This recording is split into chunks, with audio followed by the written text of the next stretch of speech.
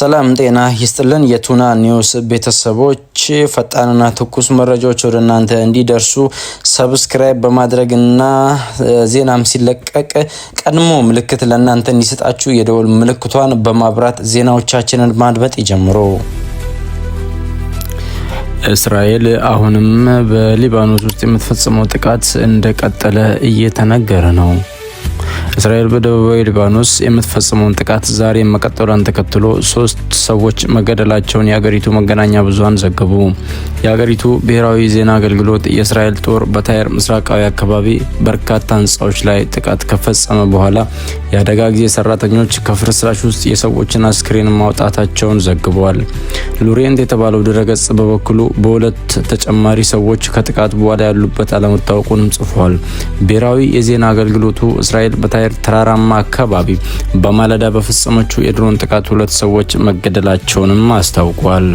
የተኩስ አቁም ስምምነት በአሜሪካና ኢራን መካከል ከተደረሰ በኋላ ለመጀመሪያ ጊዜ እሁድ ዕለት ቴህራንና እስራኤል የተኩስ ልውውጥ አድርገዋል። የእስራኤል ጦር በሂዝቦላ መሰረተ ልማቶች ላይ የሚፈጽማቸው ጥቃቶች ዛሬም መቀጠሉን አስታውቋል። በእስራኤልና በሊባኖስ መካከል እንደ አውሮፓውያኑ ከሚያዝያ 16 ጀምሮ የተኩስ አቁም ቢደረስም በሁለቱ ሀገራት መካከል የሚካሄደው ውጊያ ግን አልቆመም። በኢራን የሚደገፈው ሂዝቦላ ወደ እስራኤል ሮኬቶችንና ድሮኖችን ማስወንጨፉንም ቀጥሏል። በእስራኤልና በሊባኖስ መካከል እንደ አውሮፓውያኑ ከሚያዝያ 16 ጀምሮ የተኩስ አቁም ቢደረስም በሁለቱ ሀገራት መካከል የሚካሄደው ውጊያ ግን አልቆመም። በኢራን የሚደገፈው ሂዝቦላ ወደ እስራኤል ሮኬቶችንና ድሮኖችን ማስወንጨፉን ቀጥሏል። እስራኤል በደቡባዊ ሊባኖስ የምትፈጽመውን ድብደባ በመቀጠል የእግረኛ ጦሯ መጀመሪያ ከነበረበት የሊታኒ ወንዝ ይዞታውን እያሰፋ የተለያዩ አካባቢዎችን መቆጣጠሩን ቀጥሏል። በዚህ ወር መጀመሪያ ላይ ለተኩስ አቁሙ ተፈጻሚነት ለመስራት ቢስማሙም ይህ የሚሆነው ግን ሂዝቦላ የሚፈጽማቸውን ጥቃቶች የሚያቆም ከሆነ ብቻ መሆኑም ተገልጿል። ሰኞ ዕለት የሊባኖስ ጤና ሚኒስቴር በደቡባዊ ሊባኖስ በተፈጸመ የአየር ድብደባ ቢያንስ የ14 ሰዎች መገደላቸውንም አስታውቋል። የአሜሪካ ሄሊኮፕተር በወሽመጥ በኩል መከስከሱንም አብራሪዎቹ መትረፋቸውንም ትራምፕ ተናግረው ነበር። በተያያዘም ዜና የኤርትራው ፕሬዝዳንት ኢሳያስ አፈወርቂ ለ3 ቀናት ይፋዊ ጉብኝት ወደ ግብጽ ዋና ከተማ ካይሮ ተጉዘዋል። ባለፉት ጥቂት ዓመታት ከግብጽ ጋር ያላቸው ግንኙነት እየተጠናከረ የመጣው የኤርትራው ፕሬዝዳንት ለይፋዊ የስራ ጉብኝት ወደ ካይሮ ሲያመሩ በዚህ ዓመት ይህ ለሁለተኛ ጊዜ ነው። ኢሳያስ አፈወርቂ ወደ ግብጽ ያመሩት እሁድ ግንቦት 30 2018 ዓመተ ምህረት ሲሆን ከፕሬዝዳንት አልሲሲ ጋር በሁለትዮሽ ግንኙነት፣ በቀጠናው ደህንነት፣ በአፍሪካ ቀንድና በመካከለኛው ምስራቅ ጉዳዮች ዙሪያ እንደሚወያዩ ተገልጿል። ስለ ፕሬዝዳንቱ ጉብኝት በኤክስ ገጻቸው ላይ የጻፉት የሀገሪቱ ማስታወቂያ ሚኒስትር የሁለቱ መሪዎች ውይይት በአፍሪካ ቀንድ የቀይ ባህር ደህንነትና በመካከለኛው ምስራቅ ባሉ መጠነ ሰፊ ለውጦች ዙሪያ እንደሚያተኩር ገልጸዋል። ወደ ግብጽ ካመራው የኤርትራ ፕሬዝዳንት ልዑካን ቡድን ውስጥ የውጭ ጉዳይ ሚኒስትራቸውም ተካተዋል። ፕሬዝዳንት ኢሳያስ በጥቅምት ወር በካይሮ ባደረጉት የ5 ቀናት ጉብኝት ወቅት አልሲሲ አገራቸው የኤርትራን ሉዓላዊነትና የግዛት አንድነት ለመደገፍ ቁርጠኛ መሆኗን ተናግረው ነበር። ከኢትዮጵያ ጋር በታላቁ የህዳሴ ግድብ ምክንያት ለዓመታት ውዝግብ ውስጥ የምትገኘው ግብጽ ሶማሊያን ጨምራ ባለፈው ዓመት ከኤርትራ ጋር የትብብር ጥምረት መፍጠራቸው ይታወሳል። ግብጽ፣ ኤርትራና ሶማሊያ ባለፈው ዓመት ጥቅምት የጋራ ግንባር የመሰረቱት ኢትዮጵያ ከሶማሊላንድ ጋር የመግባቢያ ስምምነት ከተፈራረመች በኋላ ነበር። በግንቦት ወር የግብጽና የኤርትራ ውጭ ጉዳይ ሚኒስትሮች ተገናኝተው በቀይ ባህርና በቀጠናዊ ጉዳዮች ላይ ተወያይተዋል። የግብጽ የውጭ ጉዳይ ሚኒስትር ባድር አብዲላቲና የግብጽ የትራንስፖርት ሚኒስትር ሌተናንት ጀነራል ከማል አልዛዊዚር ግንቦት 8 2018 ዓ.ም ወደ አስመራ በማምራት ከኤርትራው ፕሬዝዳንት ኢሳያስ አፈወርቂ ጋር ተወያይተዋል።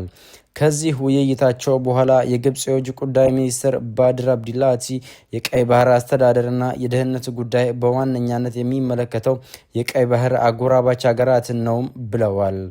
የኢትዮጵያ የባህር በር ፍላጎት ተከትሎ ከኢትዮጵያ በኩል ስጋት የተደቀነባት ኤርትራ ከፕሬዝዳንት አልሲሲ በኩል የድጋፍ ማረጋገጫ ያገኘች ሲሆን የውጭ ጉዳይ ሚኒስትሩ አስመራ በተገኙበት ወቅትም ፕሬዝዳንቱ ይህንኑ በድጋሚ እንዳረጋገጡላቸው ተገልጿል።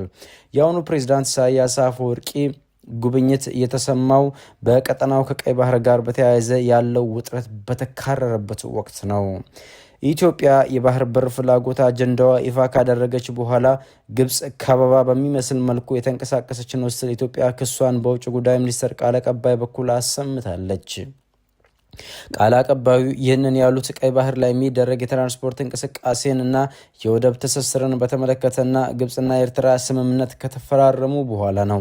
የውጭ ጉዳይ ሚኒስቴር ቃል አቀባይ የሆኑት አምባሳደር ነቢያት ኢትዮጵያ የባህር በር የማግኘት ጉዳይ ቅድሚያ የምትሰጠው አጀንዳ መሆኑን ካነሳች ጊዜ ጀምሮ ከግብጽ በኩል ውጥረት፣ ትንኮሳ የሚመስሉ ነገሮች እየታዩ መሆናቸውንም ተናግረዋል። ቃል አቀባዩ ኢትዮጵያ የባህር በር በማግኘት ጥያቄዋን ዲፕሎማሲያዊ በሆነ መንገድ አጠናክራ እንደምትቀጥልም አክለው ተናግረዋል። የኢትዮጵያ የባህር በር አጀንዳ መነሳት ተከትሎ ግብጽ በኢትዮጵያ ዙሪያ ከሚገኙ ሀገራት ጋር ያላትን ግንኙነት ከማጠናከር አልፋ በአንዳንድ ሀገራት ውስጥ ሰራዊቷን የማሰማራት እንቅስቃሴም እያደረገች ነው።